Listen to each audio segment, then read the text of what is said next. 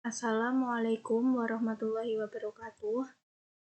Di sini saya akan mempresentasikan materi tentang air dan udara untuk memenuhi tugas konsep dasar IPA dengan dosen pengampu Ibu Dr. Sri Sulistyorini, MPD.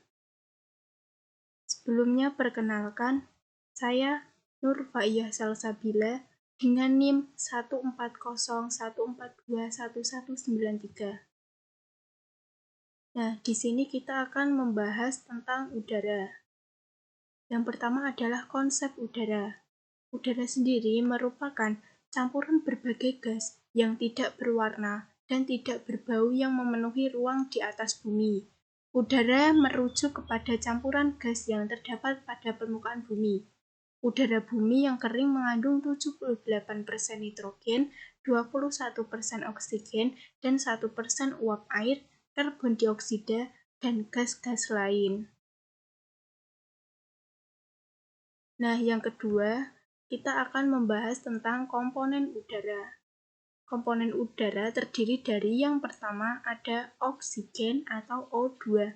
Nah, oksigen sendiri merupakan unsur paling melimpah ketiga di alam semesta berdasarkan massa dan unsur paling melimpah di kerak bumi. Nah, gas oksigen diatomik mengisi 20,9% volume atmosfer bumi. Nah, oksigen sendiri ini digunakan oleh makhluk hidup untuk bernafas. Yang kedua ada nitrogen. Nitrogen mengisi 78,08% atmosfer bumi dan terdapat dalam banyak jaringan hidup. Yang ketiga ada karbon dioksida atau CO2. Senyawa kimia yang terdiri dari zat atom oksigen yang terikat secara konvalen dengan sebuah atom karbon berdasarkan volume rata-rata konsentrasi karbon dioksida di atmosfer bumi 387 ppm.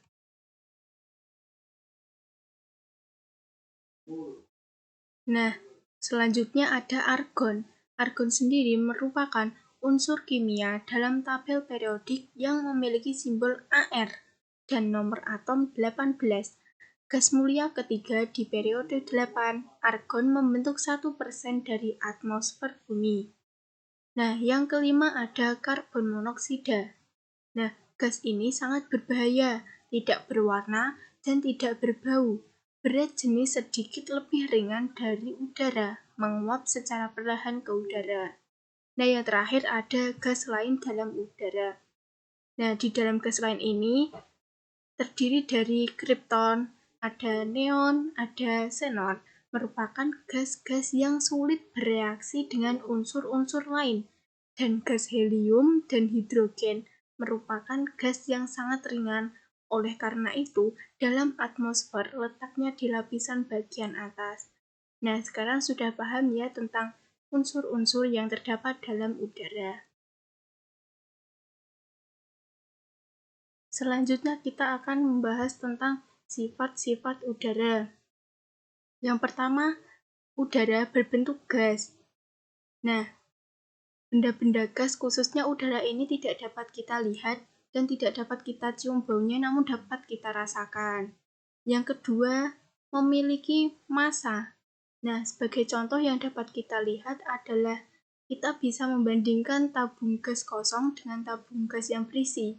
Jika kita mengangkat keduanya, maka kita bisa merasakan bahwa tabung gas berisi akan terasa lebih berat dan memiliki massa dibandingkan dengan tabung yang kosong. Nah, yang ketiga atau yang C, menempati ruang. Nah, udara ini selalu ada di mana saja, dan udara juga selalu ada bahkan di area tertutup sekalipun. Nah, yang ke-D, mempunyai tekanan. Udara yang panas akan mempunyai tekanan udara yang lebih rendah daripada yang dingin. Selain itu, udara yang bergerak memiliki tekanan yang lebih rendah daripada udara yang dingin. Yang ke-E akan memuai apabila dipanaskan, dan yang ke-F akan menyusut apabila didinginkan.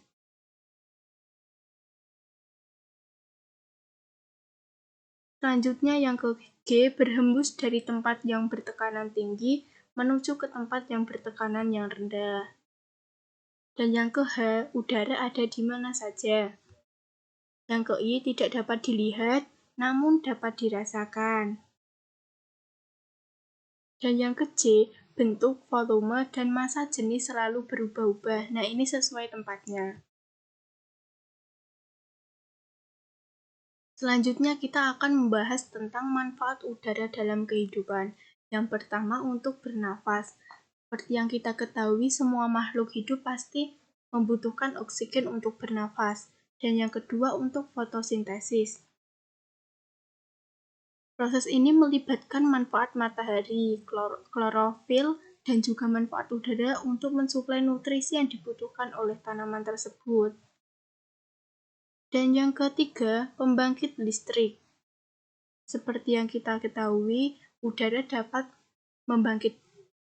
digunakan untuk pembangkit listrik, yaitu kincir angin. Dan yang keempat, pemanfaatan energi. Nah, udara ini biasanya digunakan untuk para nelayan untuk melayarkan perahunya. Kemudian pesawat terbang juga membutuhkan angin untuk terbang. Dan yang kelima, membantu proses penyerbukan. Kemudian yang keenam, menyerap radiasi matahari. Dan yang ketujuh, jaringan komunikasi. Nah, manfaat udara, semua jaringan komunikasi yang ada di bumi ini memanfaatkan gelombang radio yang dihantarkan melalui udara. Nah, yang kedelapan, melindungi bumi. Manfaat udara yang ada di bumi merupakan pelindung satu-satunya dari bumi untuk menghindari dan melindungi bumi dari resiko tabrakan dengan benda angkasa lain. Yang kesembilan, menjadi perantara uap air. Dan yang kesepuluh, pengantar cahaya. Baik, kita akan masuk ke materi berikutnya, yaitu air. Yang pertama, kita akan membahas tentang konsep air. Nah, air merupakan sebuah senyawa kimia hasil ikatan antara unsur oksigen dan hidrogen yang kemudian membentuk senyawa air. Nah, senyawa inilah yang paling banyak ditemukan di bumi, yakni mencapai 71%. Lapisan air yang menyelimuti bumi sering disebut dengan hidrosfer. Lalu kita akan membahas tentang karakteristik air. Nah, air ditemukan dalam 3 bentuk berbeda di bumi, yaitu gas, padat, dan cair. Bentuk air tergantung pada suhu. Nah, air di planet kita mengalir sebagai cairan di sungai dan samudra dalam bentuk padat seperti es di kutub utara dan selatan dan merupakan gas uap di atmosfer. Nah, meskipun rumusnya H2O tampak sederhana, air menunjukkan sifat kimia dan fisika yang sangat kompleks. Misalnya, titik lelehnya 0 derajat C 32 derajat F, dan titik didihnya 100 derajat Celcius jauh lebih tinggi daripada yang diharapkan jika dibanding dengan senyawa analog seperti hidrogen, sulfida, dan amonia. Yang ketiga, kita akan membahas sifat-sifat air. Nah, yang pertama, mengalir dari tempat yang tinggi ke tempat yang rendah. Hal ini dapat dipraktekkan dalam kehidupan sehari-hari atau dapat kita lihat jika kita membuang air limbah. Nah, air itu akan mengalir dari tempat tinggi ke tempat yang rendah. Yang kedua, permukaan air selalu mendatar dan bentuk air. Nah, yang ketiga, volume zat cair tetap walaupun tempatnya berubah-ubah. Nah, hal ini bisa kita praktekkan dalam kehidupan sehari-hari. Misalnya, kita mempunyai segelas air, kita akan pindahkan ke botol. Nah, air tersebut tidak akan berubah volumenya, akan tetap. Yang berubah hanya bentuknya, yaitu menyerupai wadahnya. Dan yang keempat, menekan ke segala arah. Dan yang kelima, meresap melalui celah-celah. Kemudian kita akan membahas tentang manfaat air bagi kehidupan masyarakat atau dalam kehidupan sehari-hari. Yang pertama yaitu memenuhi kebutuhan cairan dalam tubuh, yaitu untuk kita minum sehari-hari. Nah, yang kedua membantu pekerjaan rumah sehari-hari, contohnya saja untuk mencuci, terus dan lain-lain. Dan yang ketiga untuk membersihkan badan, yaitu untuk mandi, cuci tangan, dan lain sebagainya. Dan yang keempat membantu pekerjaan rumah sehari-hari, Dan yang kelima, membantu kesuksesan